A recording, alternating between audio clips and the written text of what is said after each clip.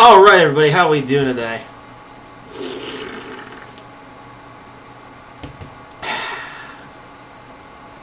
We will resume discussing the Turkey situation. Turkey's incursion in Syria may leave its own economy wounded. One casualty, this is from Reuters again. One casualty of Turkey's military incursion into Syria may be its own recovery from recession after U.S. congressional leaders threatened sanctions that could hit the lira and harden Turkish distrust of Western allies. Turkey's currency, which suffered a crisis a year ago, due in part to U.S. sanctions and tariffs, hit its weakest level nearly 4 months after U.S. troops left northeast Syria and Ankara ordered attack on Kurdish forces there. In recent months, the lira had studied and inflation had fallen, suggesting Turkey's $766 billion economy, the largest in the Middle East, had left behind its worst slump in nearly 2 decades. The central bank has slashed interest rates since July to kickstart lending, but by Thursday, market expectations for further policy easing were reined in as investors worried that fallout from the conflict could delay the recovery. The risks include higher deficits and borrowing costs and slowing tourism if Turkey's military gets bogged down over a long period. But the biggest threat, and the one that investors say is not priced into Turkish assets, is a new determination among senior U.S. Republicans to punish Turkey for attacking Syrian Kurds, key allies of Washington in the battle against Islamic State. Republican Senator Lindsey Graham, usually a strong defender of Donald Trump, on Wednesday joined a Democratic colleague to unveil a framework for sanctions, making good on his criticism of the president's decision to withdraw U.S. troops. Excuse me. Graham's proposal will target the assets of Erdogan and other top officials, impose via restrictions, and sanctions anyone who conducted military transactions with Turkey or supported energy production. I see. So in the end, nothing really changes. He pulls us out of Syria, but then resumes his campaign of maximum pressure. God, Trump's foreign policy drives me completely up the wall. Oh, so war is bad, Mr. Trump, but bullying and harassment is just fine? It's an improvement, I suppose, but I've said before it's a step in the right direction, but not far enough. I guess it never ends. America is the world's bully. We're always going around forcing people to do what we want them to do. We've been doing it since the days of Andrew Jackson. We just want to have our way, don't we? And yes, this could, given the new Syrian conflict that Trump basically caused by pulling us out, this could indeed collapse Turkey's economy. They'd fall behind even worse than Greece did back in like 2009, I think it was, when Greece's economy fell into a near collapse. In fact, this could be even worse. This could be total collapse. Even if the senior officials here in the United States knew that, I don't think they'd even care. All they care about is continuing Trump's campaign of punishing people with sanctions. Yeah, it's almost like they want Turkey to hate us forever, and with this, they probably will. Anyway, Turkey may face broader sanctions too under the Graham Plan over its purchase this year of Russian S-400 missile defense, despite Washington's strong objections. Again with the S-400. Broader sanctions would change the economic picture of Turkey totally, and we would have to take into account the possibility of a new recession in a situation where the economy is fragile under the 2018 crisis, said Ulrich Luchtmann, head of FX research at Commerzbank in Frankfurt. It is unclear whether Congress would back Graham's sanctions or whether it would have the 2/3 supermajority needed to overcome any veto by Trump, who has a good working rapport with Turkish President Tayyip Erdogan and spoke with him before pulling out U.S. troops. It is also unclear whether Trump would support sanctions after he said earlier this week that the United States would obliterate Turkey's economy if it did anything off-limits in Syria, without defining what that means, pardon. The more political pressure comes, the more Trump might be inclined to state that Turkish actions might be off-limits, added Luchtmann. During last year's spat, Trump imposed limited sanctions and higher tariffs on some Turkish imports to pressure Turkey to release Andrew Brunson, an American pastor who was detained there over terrorism charges and who was later released. I hope Trump appreciates how powerful it makes him to have his off-limits actions so ill-defined. That means he could retain to have the clout necessary to pretty much hit them with higher sanctions anytime he deemed it necessary. No limitations.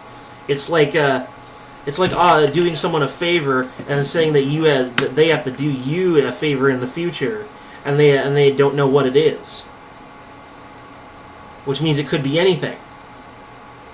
So I hope he appreciates how powerful that makes him, because without defining it, it literally could be anything. He could seriously fuck up Turkey's economy like you would not believe.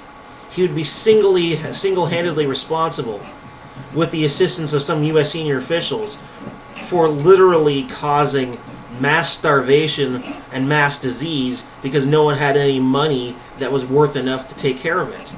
They would become totally dependent on foreign aid. And there, of course, would be the question of whether or not they even would receive it. No, ironically, I think Russia, of all people, would probably give Turkey the foreign aid they would be asking for at that point. But I think Trump, if he went ahead and slapped them with even higher sanctions, especially right now, he would literally be responsible for hundreds, if not thousands, of deaths, or even potential deaths.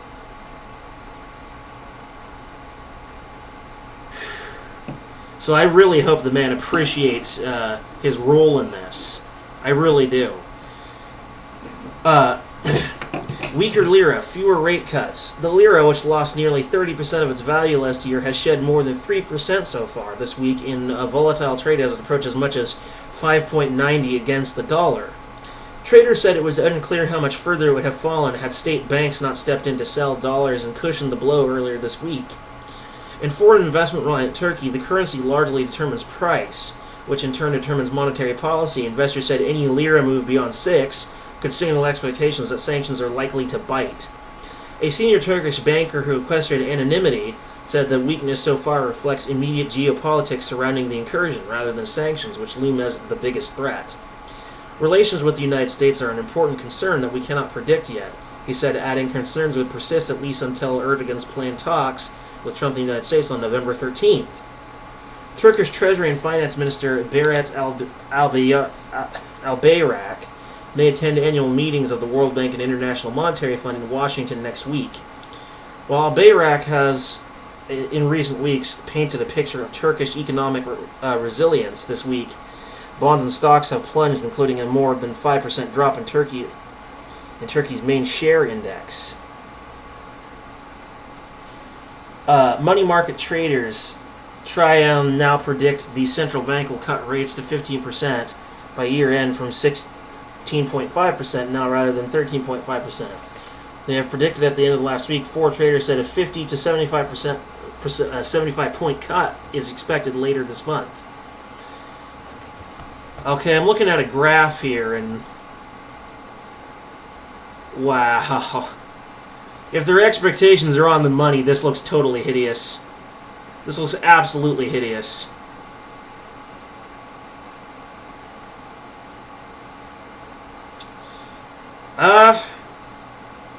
I will say to Turkey, sorry, not sorry. I feel sorry for them and for their economic situation, but I definitely don't feel sorry for them for how they've been treating their neighbors. My God.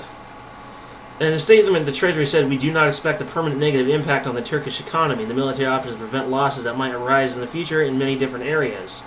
Turkey gave its economy a stronger structure in the past for all kinds of scenarios. With the measure implemented, it added.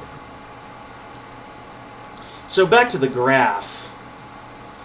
It reads, markets rein back Turkish rate cut expectations. 3 months lending rates in 3 months.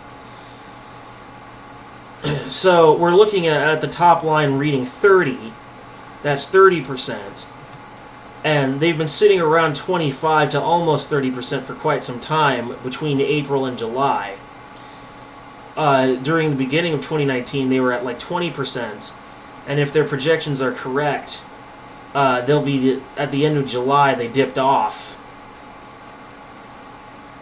and they reached 15%. And by the end of October, they expect to be right at 15%.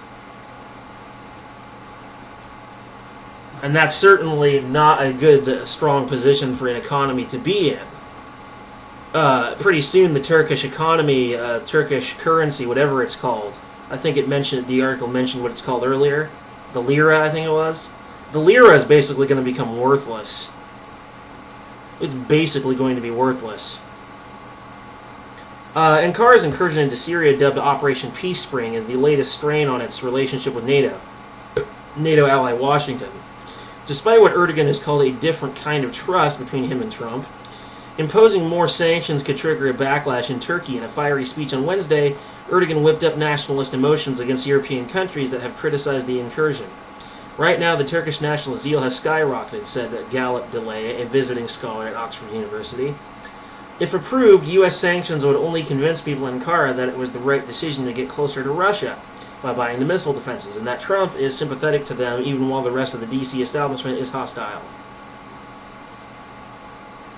So yeah, I mean that's your Turkey situation right there, my dude. There it is. The lira is on the verge of being worthless. Trump could potentially be responsible for literally causing an intense amount of misery. It's going to be worse than Greece.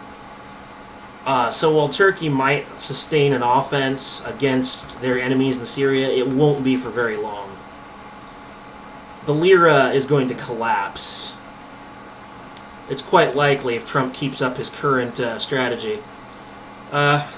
Anyway, peace!